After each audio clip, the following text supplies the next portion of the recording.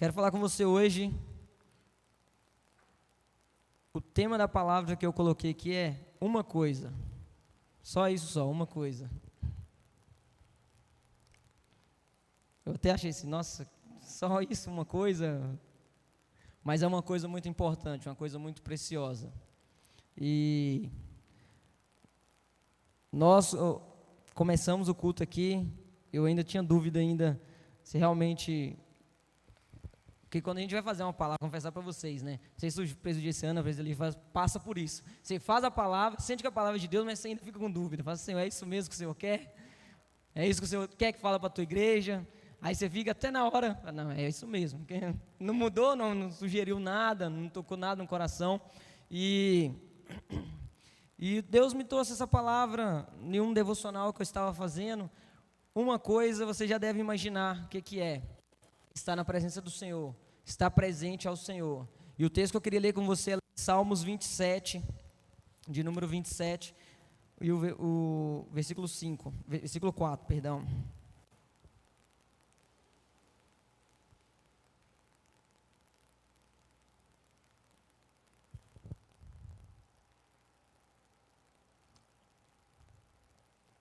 Salmo de número 27, versículo 4. Fala assim: uma coisa eu peço ao Senhor, e a buscarei, que eu possa morar na casa do Senhor todos os dias da minha vida, para contemplar a beleza do Senhor e meditar no seu templo. Só esse versículo aí. Um versículo tão conhecido, né? Tem música aí, algumas pessoas devem conhecer a música do Morada. Versículo muito falado. Que uma coisa só nós pedimos ao Senhor, né? Que habitemos com Ele, habitemos no seu templo, podemos admirar tudo, estar na presença do Senhor. E pensando nisso, conversando com Deus, a gente vê que é um salmo de Davi. Davi foi um grande exemplo. Davi, no Velho Testamento, foi um dos jovens que mais mantiveram o foco, Davi, sim, teve as suas falhas, teve os seus momentos ali de pecaminosos, momentos de homem, que quem nunca pecou atira a primeira pedra, mas todos haviam se distorpido já haviam se contaminado inúmeras vezes, muitos não conseguiram voltar às origens de Cristo, às origens de Deus, mas Davi fez isso. Davi se manteve reto, Davi se manteve por dentro das vontades de Deus. Ele, em hipótese alguma, ele deixou qualquer outra situação estar acima de Deus. Até naquela situação que ele acabou olhando para Betseba e convidando-a para vir para sua casa, na carne ali, ele acabou esquecendo, mas logo após cometeu o ato, o pecado, a primeira coisa que ele fez foi se arrepender. Em hipótese alguma ele deixou as situações ali na guerra, as diversidades da guerra, tomar o lugar de Deus. Davi era muito centrado em Deus, Davi tinha uma consciência totalmente ligada em Deus, ele tinha relacionamento com Deus. E nós, nos nossos dias, tanto quem estuda, quem trabalha, nós somos diariamente bombardeados por diversas coisas, diversas situações que podem nos tirar do foco, que pode fazer com que nós coloquemos outras coisas acima de Deus. Nós endeusamos outras coisas, em vez de colocar sempre Deus em primeiro lugar. Cada situação que a gente passa no dia a dia pode nos distanciar mais de Deus, ou pode nos aproximar mais de Deus. Dependendo da situação que você passar no seu dia, desde a hora que você acordar, até a hora de você dormir de novo, você passa o dia inteiro sem ter um momento de conversa com Deus. Você vai passar o dia inteiro frustrado, ou o dia inteiro com raiva por alguma situação. Você pode até esquecer de ter uma conversa com Deus durante esse dia. Mas se você já acorda voltado para as coisas do reino, para a vontade de Deus, você sempre vai estar ligado com Deus. Eu acho tão surreal, fora da nossa nacionalidade, a questão de que é orar sem cessar. Como que nós vamos orar sem cessar? Sendo que a gente A gente vai ficar ajoelhado, então, ajoelhado é exemplo, tá, gente? Não estou falando que você não ficar ajoelhado não, tá? Misericórdia. Pode deitar, sentar, ficar do jeito que você quiser. Mas, um jeito natural de dizer, será que você vai ter que ficar ajoelhado 24 horas para orar sem cessar? Não, não há essa necessidade. Você pode, eita glória, aumentou sozinho. Você pode estar o dia inteiro conectado com o reino, trabalhando, pode estar o dia inteiro conectado no reino, fazendo as outras coisas, em seu espírito, na sua espiritualidade, na sua carne, uma carne conectada no reino, não deixando o emocional, o físico te dominar. Se o seu emocional te dominar, a primeira coisa que o seu emocional vai fazer é fazer você esquecer de Deus. Porque as coisas do reino vai muito contra o emocional. Você tem que lutar, você é alma. O emocional fala de alma. As coisas da alma, as feridas da alma vão te afastar de Deus. O dia que você acorda lá, que Deus chuta a cama, o pé da cama, você acabou, seu emocional foi embora. Sua sobriedade foi embora. Se você estava pensando em orar, você até esquece de orar. Você acorda, vou orar agora, chuta a cama. Aí a primeira coisa, vai sentar no sofá, vai murmuriar lá. Nossa, mas está doendo demais. Aí a hora, quando você assusta, nossa, agora eu já tenho que tomar banho para fazer outra coisa. Não dá. Então, coisas que nós devemos lutar todos, são situações que nós devemos lutar todos os dias. E Davi tinha esse princípio. Ele não se desviava, ele independente da situação, ele focava sempre em Deus. A gente vê muito isso quando Saul começa uma perseguição a ele. Ele diversas vezes pôde estar frente a frente com Saul, poderia acabar com o problema dele. O problema de Davi era Saul naquela época, não era? Saul tinha que sair para ele se tornar rei. Ele estava frente a frente com Saul, poderia acabar com a vida de Saul e virar rei. Mas aí você pega e vê como o emocional dele não afetava a vida espiritual dele com Deus. Ele fala o quê? Um monte de amigo falando na cabeça, vai lá, acaba com ele, mata ele, vão assumir esse lugar, é teu por direito, Deus te deu. Mas aí Davi, não, eu vou ser rei, mas na hora certa, na hora da vontade de Deus. Não vai ser matando esse Saul que eu vou me tornar rei. Vai ser na hora oportuna do Senhor. Olha o ponto, o quanto Davi era centrado nas coisas de Deus. E muitas vezes, vou usar um exemplo natural de vida de jovem e adolescente, né? Que é a questão do namorado, né? Hoje dá para falar até com mais liberdade. Por mais que está gravando, mas dá para falar com mais liberdade. Tem muito jovem e adolescente que hoje. O jovem adolescente é doido para namorar, sair da zona lá sozinho, né? Quer ter alguém para compartilhar seus momentos, quer ter alguém para falar o seu dia, mesmo se fez nada, quer compartilhar. E Deus, a instrução que nós vemos líderes falando, nós vemos na Bíblia também, que é o esperar, orar, buscar no Senhor, que vai vir a pessoa certa. Mas o brasileiro, e não só o brasileiro, mas a humanidade quer dar um jeitinho. A situação faz com que ela esqueça o que Deus falou sobre a vida dela. Aí ela pega um lá, começa a namorar para não falar que está ficando, porque infelizmente hoje, na atualidade, tem muito isso. A pessoa está na igreja, mas não pode ficar com uma ali, fica com outra, aí começa a namorar. Conhece uma pessoa, começa a namorar. Dá 3 meses, acaba. Aí passa mais 1 mês, já está com outra pessoa. Aí não está ficando, ao ver dela não está ficando com ninguém, não, essa aqui eu vou casar, é algo sério, vai ser um relacionamento de Deus. Mas acontece isso, as situações fazem com que nós esquecemos Deus, fazem com que nossas atitudes sejam diferentes.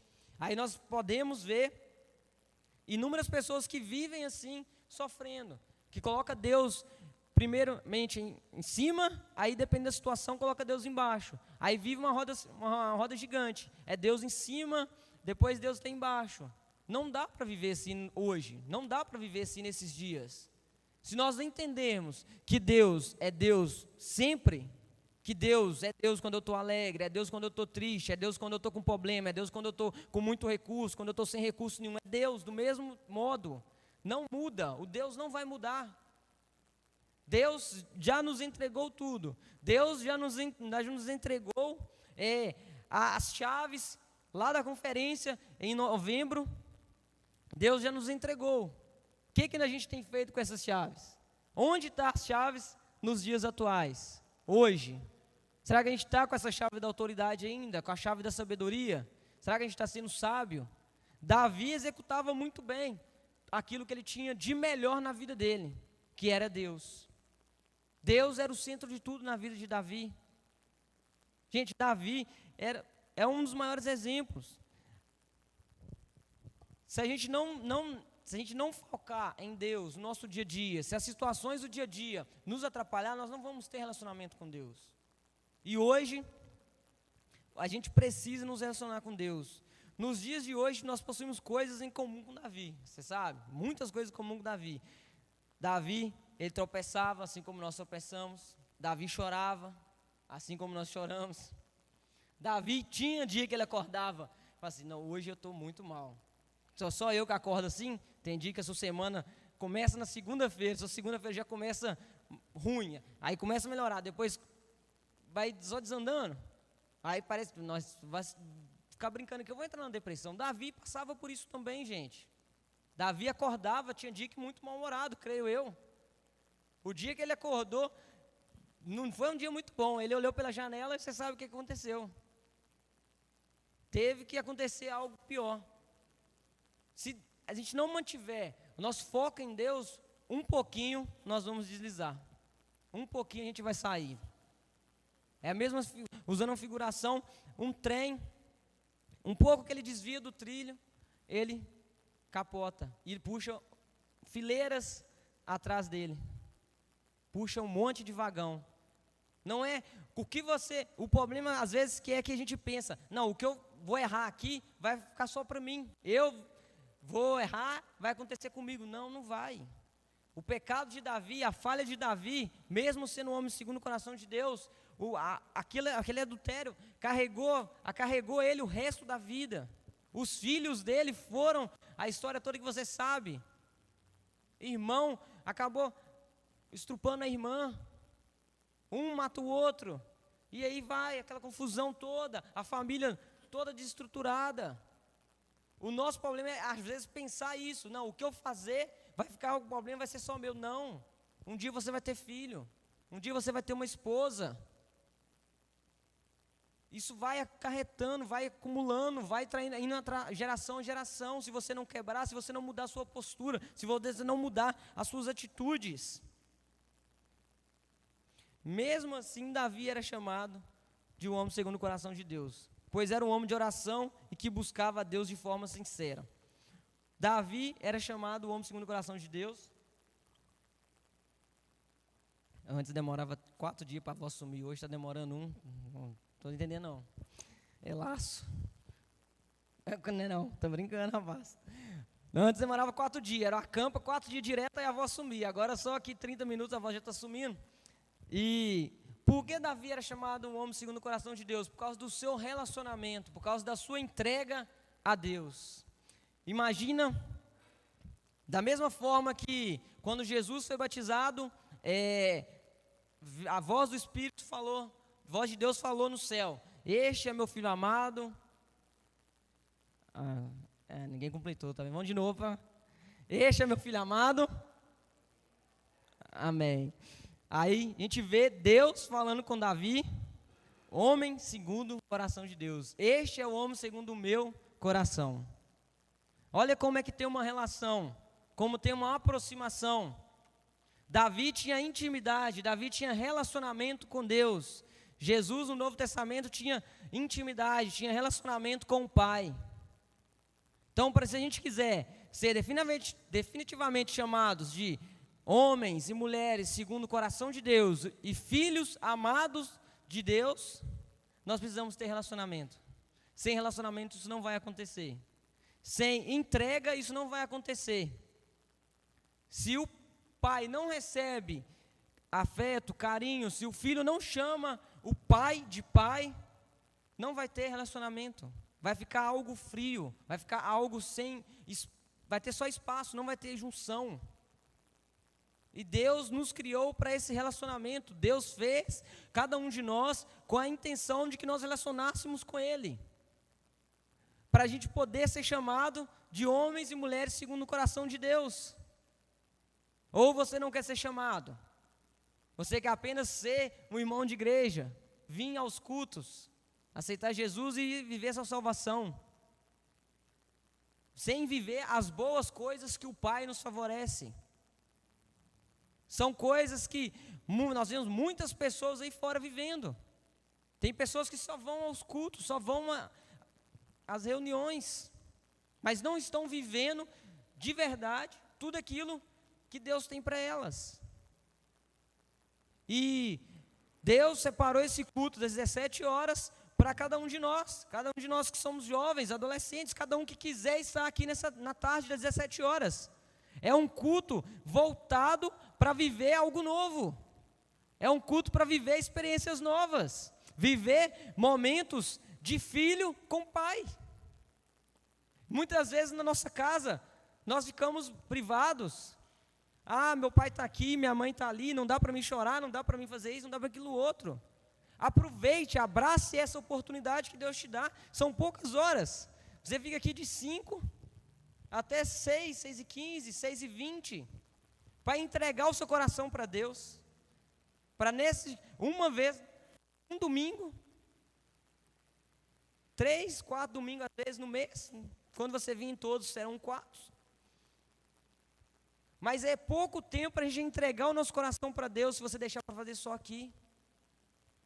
Não é hora de ficar colocando as situações na frente de Deus. Ah, não dá para me orar, porque, se eu orar aqui, eu sou muito escandaloso, alguém pode ouvir. Se eu orar aqui, eu gosto de ficar deitado no chão, mas esse chão aqui não está dando para me deitar. Não é chega de ficar olhando situações. Não é tempo de ficar olhando situações. As situações vai te levar lá para baixo. As situações vão te afastar de Deus. As situações vão fazer que você se esfrie, que você fique morno. E nós sabemos que Deus abomina. Deus não quer saber de quem é morno, não é frio nem quente. Está a ponto de vomitar. Deus não quer isso. Deus quer pessoas fervorosas, pessoas que são cheias do Espírito, pessoas que estendem a mão e curam, pessoas que levantam a palavra, a voz e falam: você está curado em nome do Senhor Jesus, você está liberto desse vício, você está liberto, está quebrado dessas correntes. É disso que o reino precisa, o reino na terra. Aí nós achamos muito bonito alguém na internet vir e viver lá um momento oportuno de Pentecostes, mas aí a gente fala: nossa, que bonito, muito top, mas a gente não busca querer viver isso. A gente não busca viver isso no nosso secreto.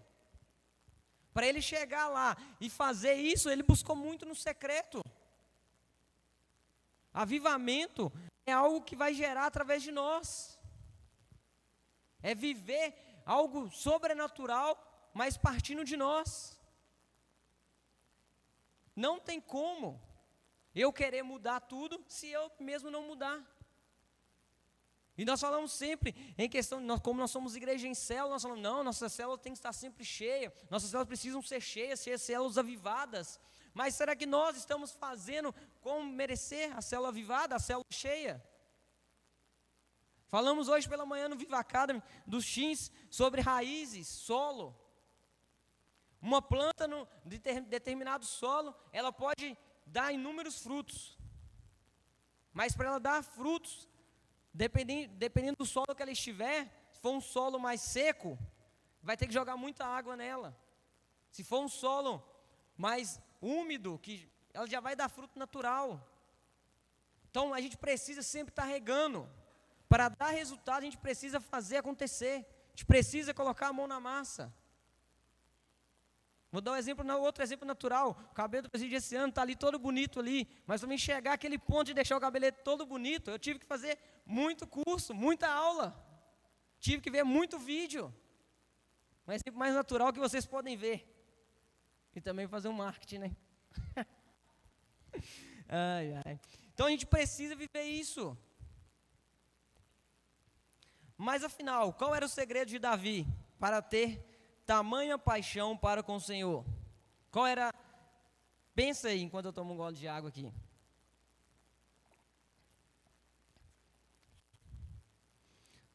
Qual era o segredo de Davi para ter tamanha paixão para com o Senhor? Nós sabemos que Davi foi criado por Jessé, o último filho, o mais novo, mais mocinho lá, pequenininho. Aí você sabe a história, até excluído da família. Uma situação que poderia fazer com que Davi se afastasse de Deus. Meu pai me ensina, fala sobre Deus, fala sobre o Criador, e ele mesmo não me ama.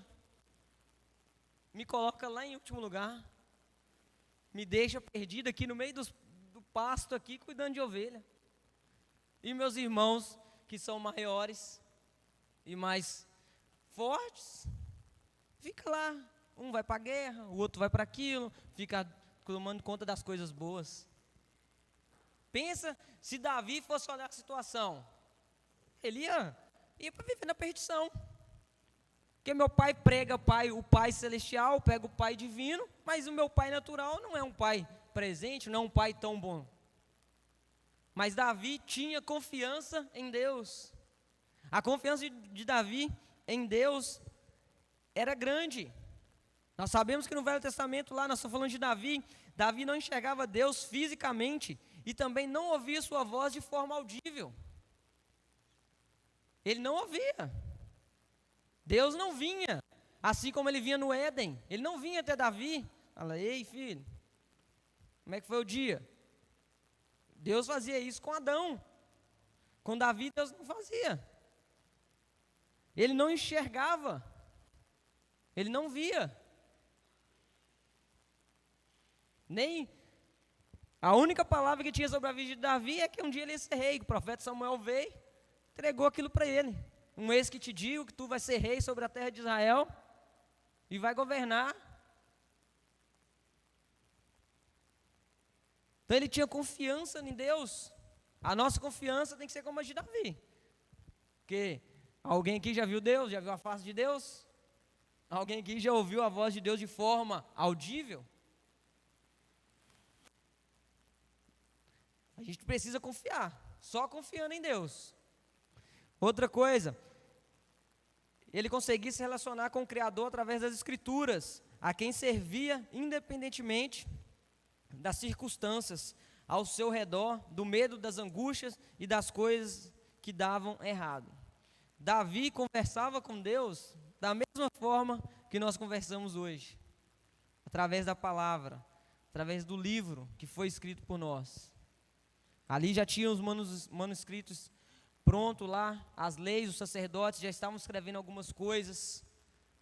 Então ele lia aquilo, ele meditava naquilo, ele estava por dentro do que estava acontecendo. Para Davi o seu coração, olhe para Davi e seu coração, pois ele buscava o Pai de uma forma centrada, procurava morar na casa do Senhor todos os dias e tocar o deleite dele. Se a gente for olhar Davi e o coração de Davi, Davi tem diversos salmos de Davi que era de entrega, assim como também tem os salmos de Davi que era de lamúria, entregando verdades a Deus, reclamações, digamos assim, mas eram reclamações sinceras e verdadeiras a Deus. Davi não escondia nada de Deus, ele confiava tanto no Senhor que contava tudo para o Senhor. E nós, que nosso nome nem está na Bíblia, vemos e queremos contar mentira para Deus. Nós não queremos omitir algumas coisas para Deus. Nós não queremos dizer toda a verdade para Deus. A representação de Cristo na igreja, né, hoje aqui na terra, são os nossos líderes, pessoas que nós podemos confiar, pessoas que nós podemos falar as verdades para ele. Eu tenho dificuldade nessa área, eu tenho uma dificuldade nessa outra área, eu não consigo isso, eu tenho uma limitação nisso.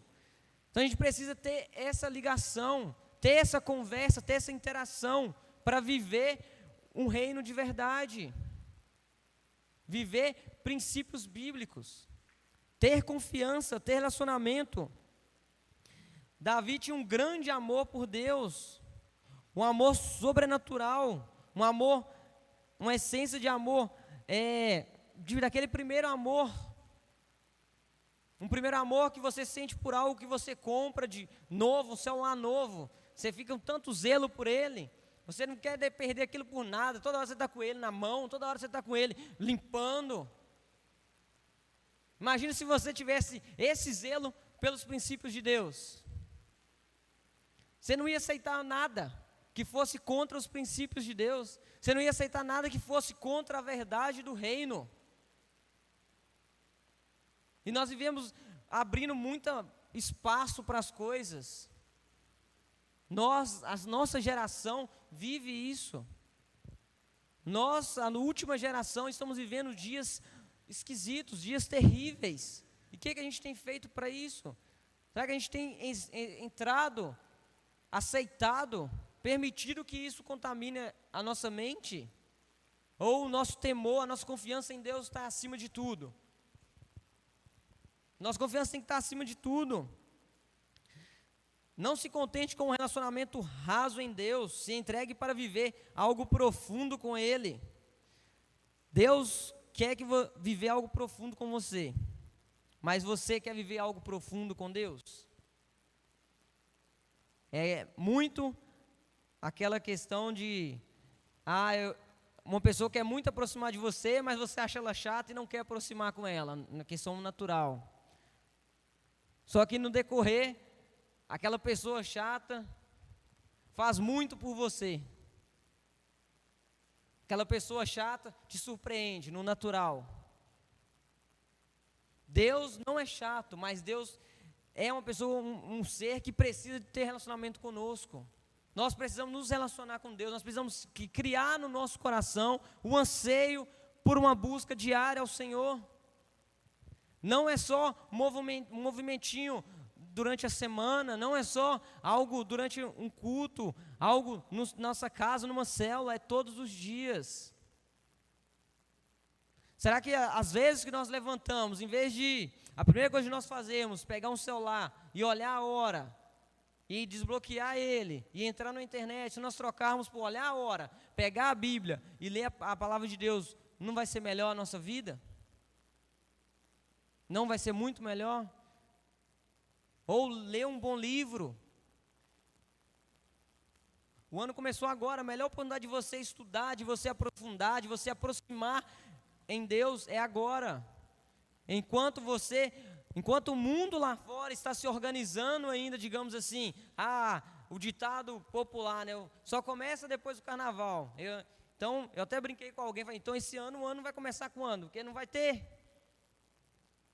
Vai ter o feriado, entre aspas, mas as coisas não vão acontecer. As superstições místicas lá do carnavalesca não vão acontecer. Então, quando vai começar o ano? Para mim, o ano já começou lá, dia 1º. Aí o povo vem com esse ditadinho.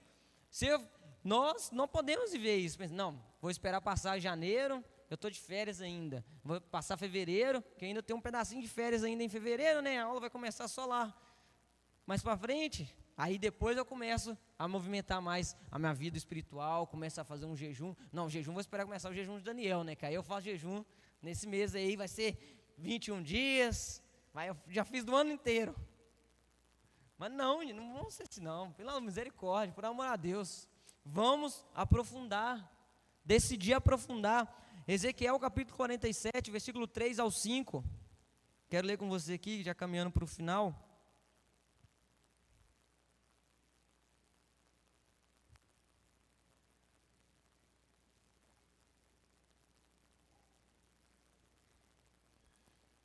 Ezequiel capítulo 47, versículo 3 e 5 fala assim: O homem saiu para o leste, tendo na mão um cordel de medir. Mediu 500 metros e me fez passar pela água, que me dava pelos tornozelos. Mediu mais 500 metros e me fez passar pela água, que me dava pelos joelhos.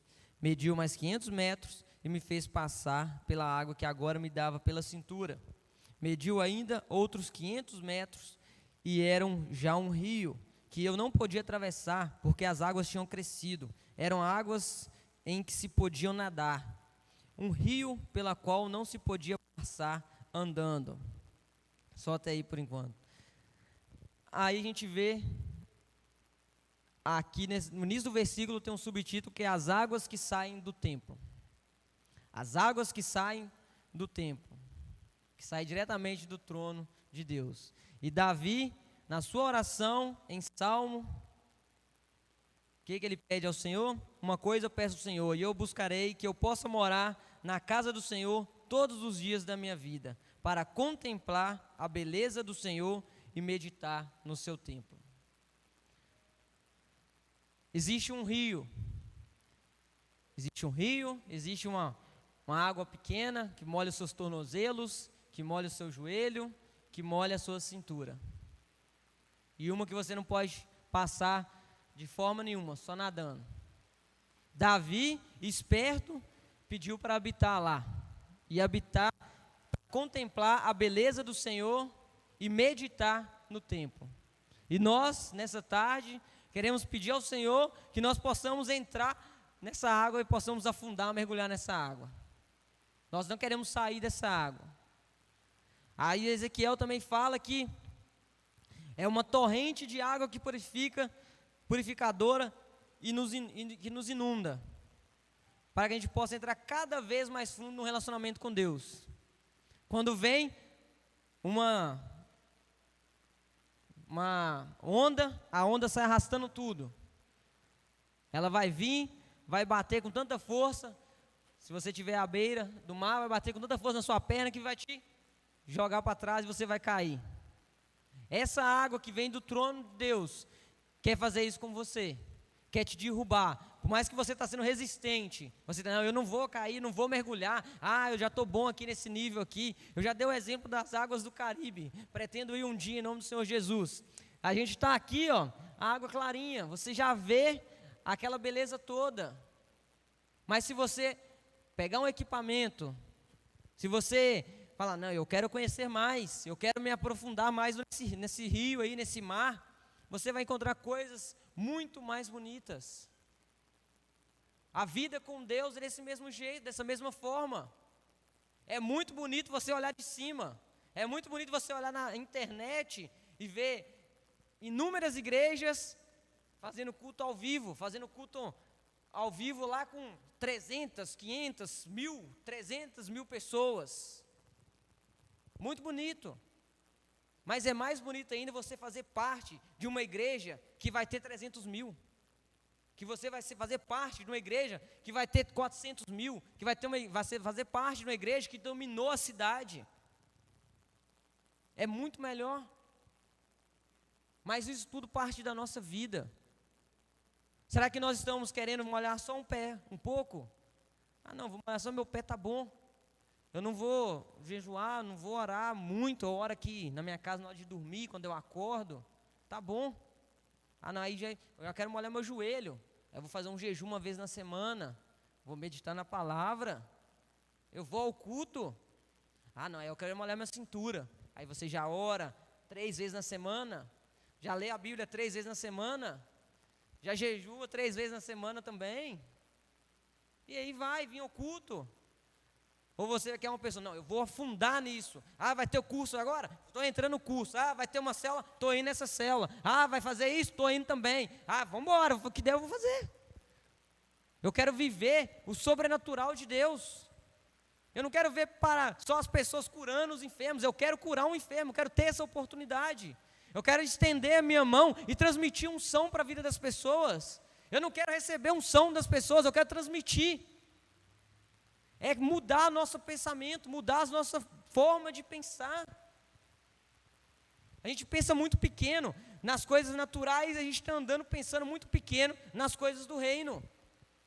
Não tem como pensar pequeno no reino. Quem mente pequena não vai viver um cristianismo de verdade. Mente pequena não vai viver o evangelho de Cristo de verdade. Jesus morreu, onde nós vamos agora? Vamos pescar de novo, volta lá, vai fazer uma mesa lá, vender para alguém, vai fazer massa de pão. Não, Jesus morreu. Não, nós vamos esperar, Jesus falou que é para voltar lá, para Jerusalém. Nós vamos voltar para Jerusalém. Vamos voltar e vamos ver o que vai acontecer. aprofundar, entregar o coração, viver inteiramente para Deus. Quem diria que ao entregar o coração para Deus, ia vir um Pentecoste? Nem sabia o que estava acontecendo, nunca tinha visto aquilo. Espera, volte para Jerusalém, vai acontecer algo lá, vai vir algo diferente, fora do normal. Cara, se você está aqui hoje, nessa hora, chovendo, é porque você quer viver algo diferente. Antes de eu vir, eu estava pensando, mas Deus, está chovendo, manda no culto quem precisa ouvir a palavra, quem quer crescer, quem quer habitar, quem quer viver o sobrenatural. E Deus trouxe vocês aqui. Se você está aqui é porque você precisa viver o sobrenatural. Uma frase que Theo Hayashi fala: andar no natural de forma sobrenatural. Primeira vez que eu ouvi essa frase, eu falei: esse cara, que é isso que esse cara está falando, gente? Como assim andar no natural de forma sobrenatural? Aí comecei, eu vou experimentar, querer viver isso aí, porque tem que ser algo extraordinário. Aí você realmente vive. As coisas acontecem assim, de forma sobrenatural. Você vê claramente que é Deus fazendo as coisas. Acontece algo aqui, outra coisa ali, lá. Com Deus é assim. É a mesma coisa o povo no Egito. Por exemplo, para mim no Velho Testamento, um dos grandes milagres, um dos grandes acontecimentos, todos são gigantescos, mas para mim, a passagem do Egito me marca muito. O povo andava e nada gastava. Era sol, tinha nuvem. Frio à noite, tinha uma coluna de fogo. Vão acordar, estou com fome. Caiu do céu. Estou com sede. Vai lá, pega na água lá. Na rocha. Gente, como? Para mim é um dos grandes marcos. Uma das mais belas histórias que a Bíblia retrata. Além de um grande líder, grandes acontecimentos. Situações que não deixaram o líder esquecer de quem ele era, de quem era Deus na vida dele. Porque se fosse olhar a murmuração do povo, se fosse olhar a reclamação lá, vou voltar para lá, que lá pelo menos tinha comida, tinha água na hora que eu queria. Ele tinha desistido. Quer saber mais nada não? Já fui lá naquele faraó, já falei com ele lá 7 vezes, e o cara não quer liberar o povo. Vou embora, deixa eu sofrer, eu já estou liberto. Eu já estava lá, casado lá, ó. Já tinha meus filhos. Para quê? Mas Deus em primeiro lugar. E era o povo dele, precisa libertar o povo. O seu povo está lá fora. Seu primo, sua prima, tio, está lá fora. Não é porque você é mais novo que seu tio, que você não pode falar de Jesus para ele, não. Falar de Jesus, você fala de qualquer idade. É só você ter coragem. É só você ter postura do reino. Querer viver o sobrenatural. Chega de viver coisas fáceis. Chega de querer molhar só o seu pé. Chega de querer tomar banho de gato. Vamos aprofundar. Vamos meter a cara na palavra de Deus. Vamos nadar de braçada. Assim como Ezequiel fez no sonho dele, provavelmente. Pulou naquele trem lá, abraçou aquilo e foi embora. Uma passagem muito bela para você ler depois. Lê lá na sua casa, lá Ezequiel 47.